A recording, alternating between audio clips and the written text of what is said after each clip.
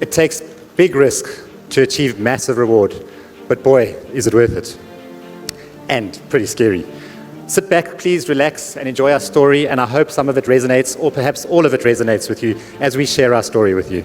For many years, I had my own independent real estate firm. As Steve said, I was also part of a large international business, and I had the agency for the Eastern Cape.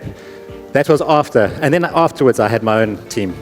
We had a great team, we were comfortable.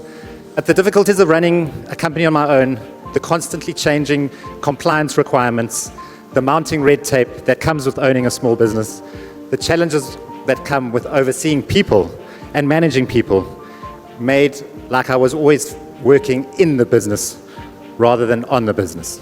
So real estate was so not on my cards at all. I'm a foodie, I'm a creative mind.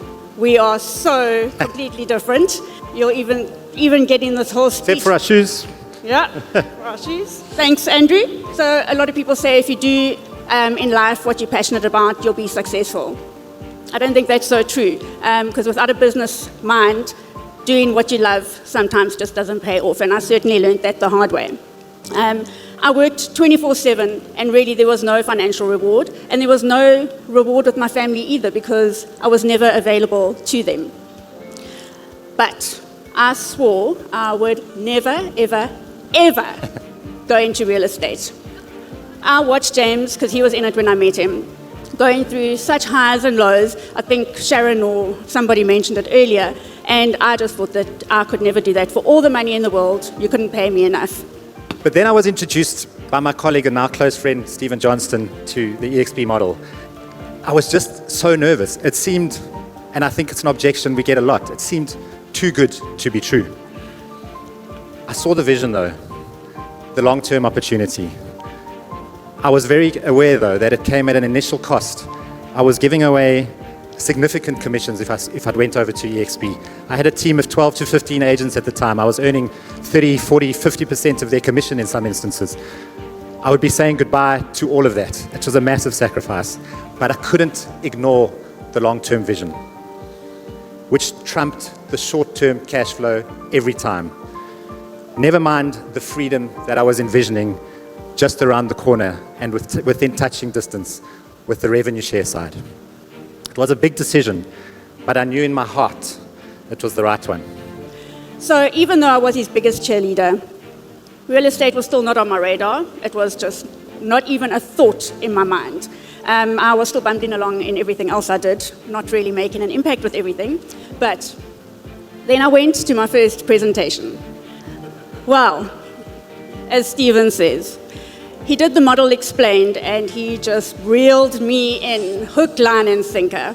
And at the end of it, on the way home, I floored James by looking at him and going, why the heck am I not doing this? So a few days later, she actually joined and took the leap of faith. Now it was time to implement and make the dream come true. I said eXp was new and we weren't sure and we were kind of finding our way along, but there was an incredible bunch of dedicated and laser-focused professionals leading it, backed by the massive mother US company, which had already proven itself through its disruptive technology and never sleep, never compromise, agent-centric approach. So we knew we weren't getting into something that wasn't already successful. So much so that it became the most profitable real estate company in the US in a very short time. As tough as it was, we never doubted our decision. Yes, we had bad days, but the company just got better and better every day, week, month, and year. And now it is the fastest growing real estate company in South Africa. So not for 1 minute in our process have we ever had a minute of doubt. Not once, not even when it's been really rough. We have had the believability in the eXp model. So there's one thing I want you to take away from our story. Sometimes the biggest rewards come from the hardest decisions. The leap of faith you take today might just be the decision that changes everything. And remember this. This for me is so powerful. What you are not changing, you are choosing. So let that sink in, guys. What you are not changing, you are choosing.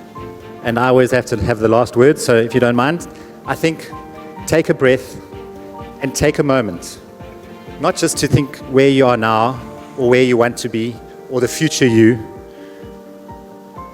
Think about where you've come from, whether it's 10 years ago, 15 years ago, 5 years ago, a month ago, or just perhaps a few days ago. Think of what you are now and who you are now and what you have achieved and how far you have come. Pause and give yourself a massive pat on your back, because I'm sure all of you in this room have many journey wounds and scars, and that it wasn't easy getting to where you are now. Be patient, be kind to yourselves, and whether you're just starting out or you're wondering what your next big move is, take a moment, take a deep breath, and trust this process. Invest in your future, and remember, it only gets better from here. Thank you.